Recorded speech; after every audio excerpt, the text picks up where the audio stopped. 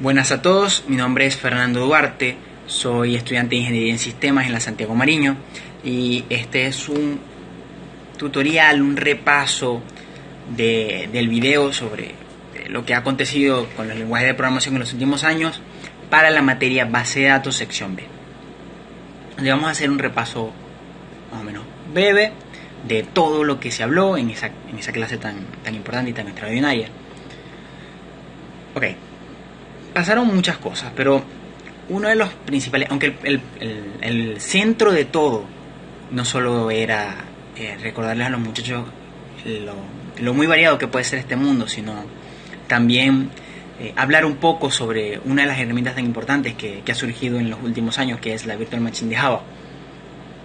Pues sí es verdad que uno de los principales temas de los cuales se habló fue el lenguaje de programación con el que hablamos. Pero ¿por qué un lenguaje de programación es un tema tan extenso? Se supone que yo soy un programador, elijo el lenguaje de programación que quiero trabajar y con ese comienzo a trabajar, ¿verdad?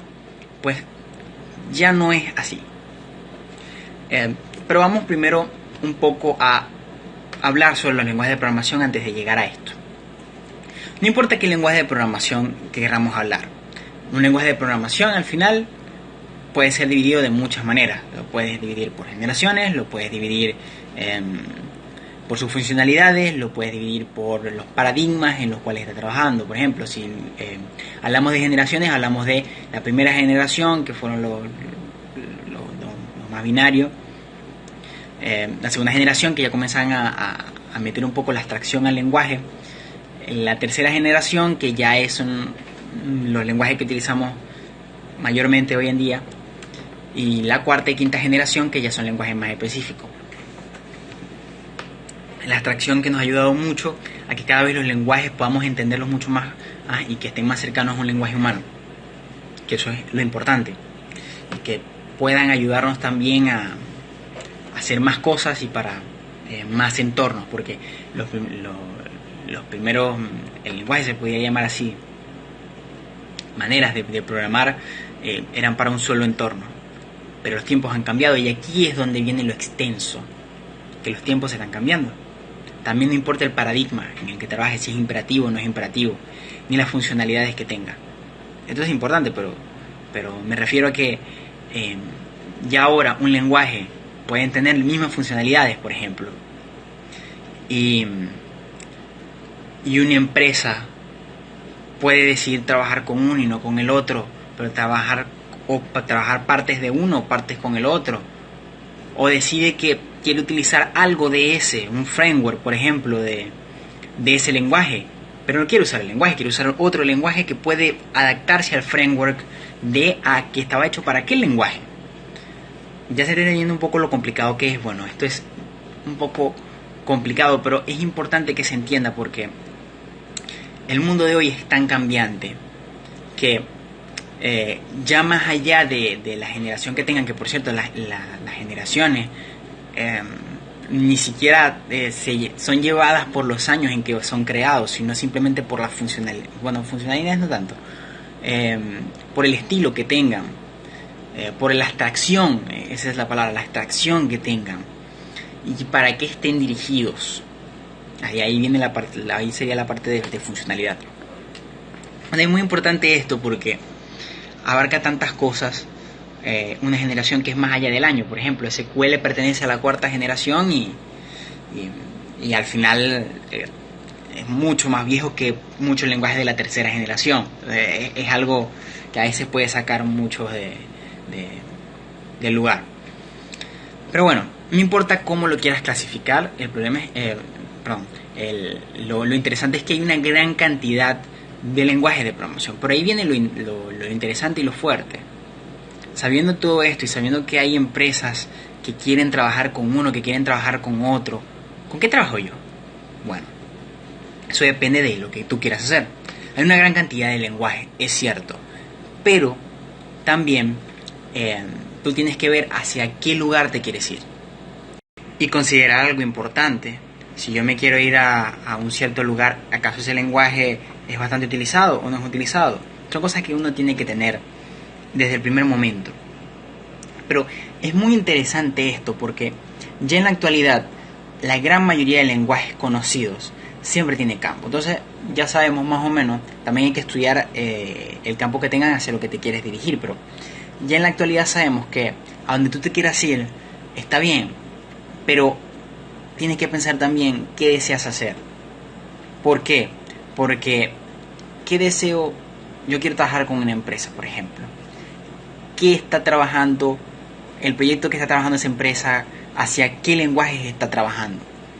Porque antes se hacía, sobre todo por las dificultades que tenía, que fueron comenzando a cambiar, pero antes había muchas dificultades entre los distintos entornos, y por eso la mayor fortuna que podemos tener fue que C++ rompiera eso. Como no fue creado por alguien específicamente para utilizar un cierto entorno, C++ rompió ese paradigma y como lo utilizaron tantas empresas y comenzaron a hacer sus propios entornos de trabajo sobre C++, tenemos un lenguaje, uno de los primeros precursores de que ahora hayan tantas herramientas distintas de diferentes compañías y diferentes maneras de trabajar con un mismo lenguaje. E incluso herramientas que hoy en día ya ni siquiera se utilizan solo para C++, se utilizan para otras. Por ejemplo, Virtual Machine fue hecho para Java, pero ya no solo se usa en Java, se puede utilizar en Kotlin, se puede utilizar en Groovy y en otros lenguajes que también nombró el profesor, el encargado de la clase. Pero es muy importante tener esto en cuenta. ¿Por qué? Porque hacia dónde te quieres dirigir. Y desde el primer momento en que tú te vas a descargar y a comenzar a aprender sobre un lenguaje, ya tienes que pensar esto. Mucho antes de que toques un lenguaje, piensa para qué te va a servir, qué quieres hacer y qué empresas van a trabajar sobre ese lenguaje. ¿Por qué? Porque en el momento en que vayas a descargar, tienes que descargar, por ejemplo, un IDE. ¿De quién va a ser ese IDE? O tienes que descargarte un compilador. ¿Qué cosas hacen ese IDE? ¿Qué cosas hace ese compilador que no hagan los otros? O sea, el entorno en el que vas a trabajar ya lo tienes que pensar. O sea, es bastante difícil y bastante complejo. Pero la ventaja que hay en la actualidad es que tienes muchas maneras que enriquecen el trabajo y te ayudan a hacer distintos trabajos. Ya no solo te tienes que centrar en una cosa y casarte con ese lenguaje hasta el final. No, porque ahora incluso un entorno que te guste mucho lo puedes utilizar con otro lenguaje que no estaba dirigido para ese entorno, pero funciona. Por ejemplo, otro ejemplo, .NET, el entorno de Visual Studio y todo este entorno estaba hecho originalmente para cosas de Microsoft y el lenguaje de Microsoft, pero hoy en día lo puedes utilizar con una gran cantidad de lenguajes, lo que significa que el mundo está cambiando y así debemos de cambiar nosotros, y cada cosa que vayamos a aprender hay que pensarla bien. Él recomendaba aprender 3 cosas, 3 lenguajes mínimo. Ya no solo sirve aprender uno y casarte con él, como dije, porque eso ya no te sirve. Los lenguajes están cambiando, los entornos están cambiando y tenemos que estar abiertos a aprender.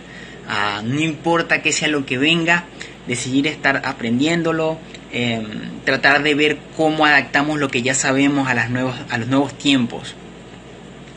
Esto es muy interesante y es algo que muchas veces nosotros como principiantes en este mundo tenemos que tener en cuenta cuando vamos a comenzar a adentrarnos, que ya no es solo eso que se pensaba antes de que yo aprendo un lenguaje, lo hago y listo. Ya no, las cosas han cambiado, pero eso también enriquece el mundo en el que estamos trabajando y permite a las empresas y permite a las organizaciones y a nosotros como programadores tener una gran cantidad de herramientas a nuestra disposición que podemos utilizar. Por ejemplo, sin eso no podíamos utilizar Virtual Machine en los distintos lenguajes que se utilizan. También hay que tener en cuenta lo que dije antes. Si yo quiero saber un lenguaje, qué ventajas me trae en el lugar en el que estoy, donde vivo, o a las empresas a las que yo quiero pertenecer. Por eso es muy importante saber si queremos trabajar en cierta empresa o tal, qué tipo de lenguajes está requiriendo esa empresa o qué tipo de lenguaje está requiriendo los negocios, empresas que trabajen en tu zona, en tu país, en tu región. Entonces, todas estas cosas hay que tenerlas en cuenta porque nos ayudarán a tomar la mejor decisión en cuanto a los lenguajes que vamos a utilizar. como decía, el profesor mandó a hablar sobre 3 lenguajes. En este caso, mandó a estudiarte 3 lenguajes preferiblemente. ¿Por qué? Porque eso te iba a ayudar muchísimo en los tiempos que corremos, ya que podías utilizar uno fuerte, uno dinámico y otro que fuera scripting. De esta manera, tú ya tienes 3 lenguajes que cumplen 3 ramas diferentes. Hay algunos que son híbridos, o sea, tienen parte, pero sería mejor que estudiaras, aunque fuera híbrido, uno que fuera, por ejemplo, uno dinámico que fuera completamente dinámico, o uno uno fuerte que fuera completamente fuerte.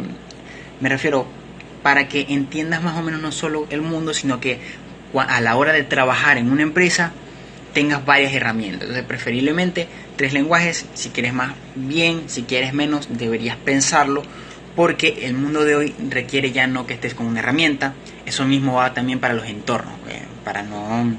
Antes de cerrar, no se me olvide, eso va también para los entornos. Hoy en día los entornos son muy variados. Entonces, escoge el entorno, escoge las herramientas que mejor te sirvan, escoge el IDE que mejor te sirva para lo que quieres hacer. El lenguaje que tú prefieras, los frameworks que mejor vayan acorde a lo que quieres lograr y a lo que el mercado está pidiendo. Y vete haciendo un portafolio y ve haciendo un conocimiento que ya te permite en un futuro, independientemente de la empresa con la que vayas a trabajar o las tecnologías que trabajes, te permitan a ti, aunque no tengas el conocimiento, poderlo aprender, porque tienes esa disposición de siempre querer aprender más y siempre tener esa disciplina de, ok, no me voy a casar con este lenguaje o con estos 3 lenguajes que ya aprendí, sino voy a tratar de aprender más y más y más. Y si llegas a un mundo tan competitivo y ya tú tienes 3 lenguajes, en este caso uno fuerte, uno dinámico y un scripting, que te pueden ayudar a enfrentar eso, y el resto será cuestión de aprenderlo. Y bueno, básicamente de eso se trataba el video, y espero haberlo podido resumir para ustedes lo mejor posible. Traté de enmarcar mejor el mensaje. Muchas gracias.